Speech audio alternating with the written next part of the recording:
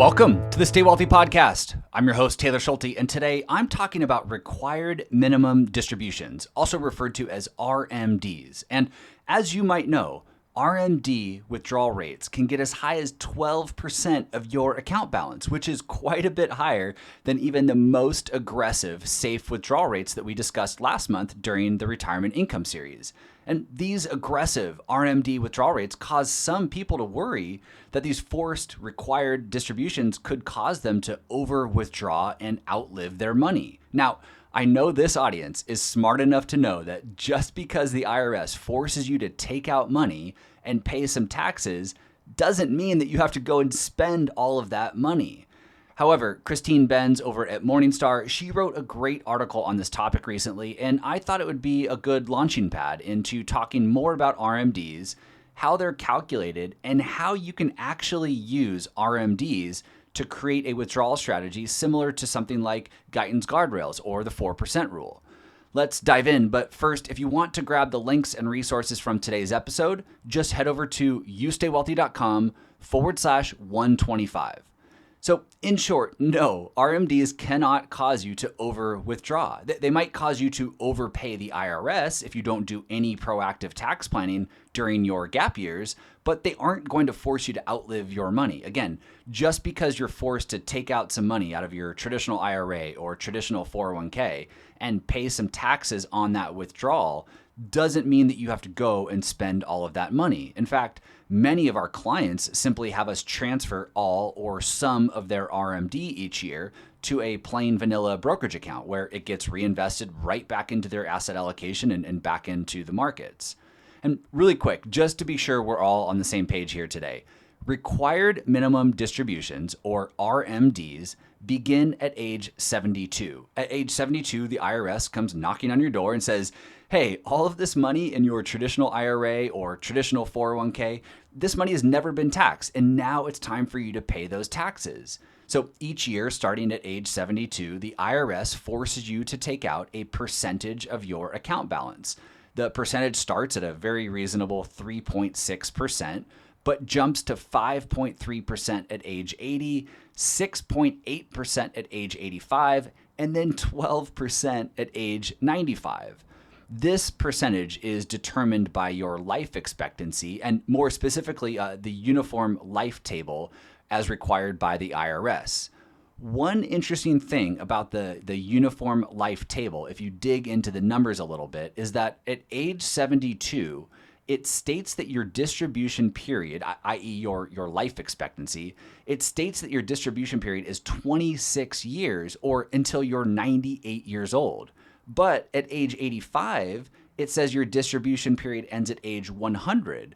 And then at age 100, it says that your distribution period ends at 106.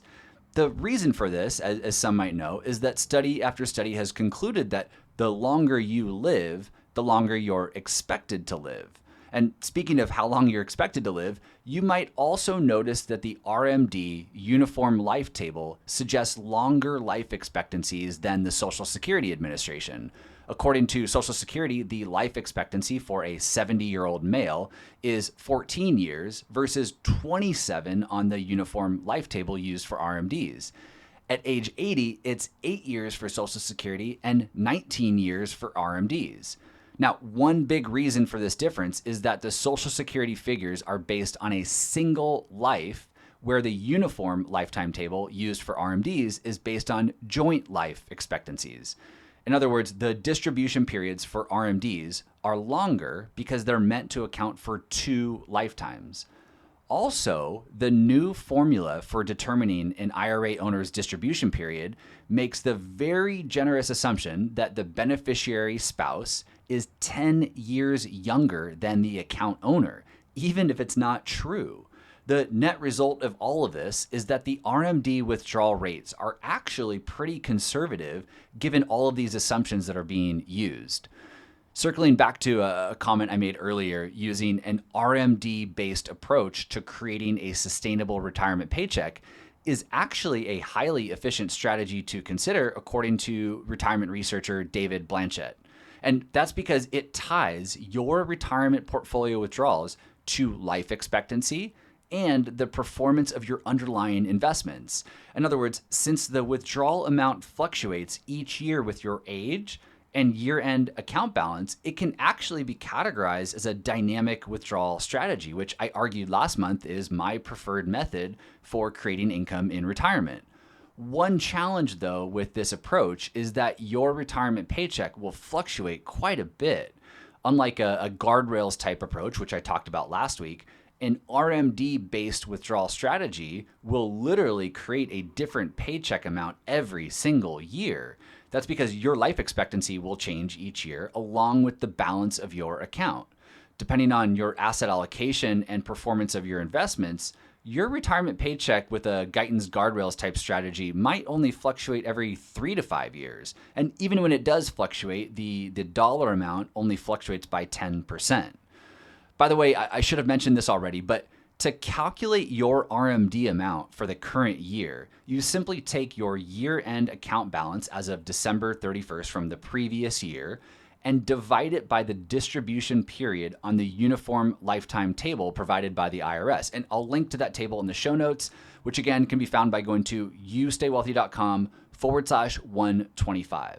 So for example, if your ending account balance as of December 31st was $1 million, and at age 72, the Uniform Lifetime Table says that your distribution period is 25.6, you would simply divide 1 million by 25.6, and you'll arrive at an RMD amount of $39,062. So again, using an RMD approach to creating income, as you can see now, will create a different paycheck amount every single year. And this can be tricky for retirees who have a strict budget and really thrive on consistency and predictability. Big changes in distribution amounts and withdrawal percentages can also prove to be even more challenging for people with more modest portfolio sizes. One final thing to mention here is that if you and your spouse have a very big age gap, you do need to be a little more careful if you plan to use an RMD-based approach to creating a retirement withdrawal strategy. As mentioned, the new RMD formula makes the generous assumption that your spouse is 10 years younger than you are. But if your spouse truly is more than 10 years younger than you are, there's actually a separate life expectancy table that you have to use that takes into account both of your actual life expectancies. As Christine notes in her article, which I'll link to in the show notes, if both partners reasonably believe that they will live longer than the average life expectancy, and by the way, just the fact that you're listening to this podcast likely puts you in the above average camp. So if both partners, both spouses reasonably believe that they will live longer than the average life expectancy, then reinvesting a portion of the annual RMD each year as a safety net is likely a good idea. In other words, if your spouse is truly 10 years younger than you are, and you both believe that you're going to live longer than the average person, spending your full RMD each year could put you in danger of outliving your savings. With all of this RMD talk today, I wouldn't be doing my job if I didn't remind everyone that you can and likely should take control of your RMDs before age 72, before the IRS comes knocking on your door. The primary way to do that is through Roth conversions during your gap years. Your gap years begin on the date you retire and age 70 and 72. Age 70 is when Social Security kicks in if you choose to delay, which can impact your tax bill. And age 72 is when RMDs kick in, which can really impact your tax bill. One of the first exercises we do with new clients is projecting what their RMD amount will be at age 72. And in some cases, when both spouses have been really good savers and each have a healthy 6 figures sitting in traditional IRA or 401k accounts, projected RMDs can get up into the mid 6 figures, which means you could be in a higher tax bracket at age 72 than as a working professional. And even if your RMDs aren't projected to be that high, it still might make sense to start getting money out of these retirement accounts during your gap years when income shuts off and you're in a lower tax bracket. For example, let's say you have $1 million in an IRA account and your current tax bracket is 22%. You or your financial planner runs a projection and determines that you're going to be in the 32% tax bracket at age 72 when your RMDs kick in, coupled with Social Security and maybe some other income sources. So the question becomes, would you rather pay 22% on $1 million today through Roth conversions, or wait and pay 32% on $1 million balance at age 72? Even worse, what if that $1 million grows from $1 million to $2 million from now until age 72? Now you're paying a higher tax rate, 32%, on a higher account balance. We call this a growing tax liability. And this growing tax liability is a reason why you might still consider Roth conversions if you project your tax rate to stay the same throughout retirement.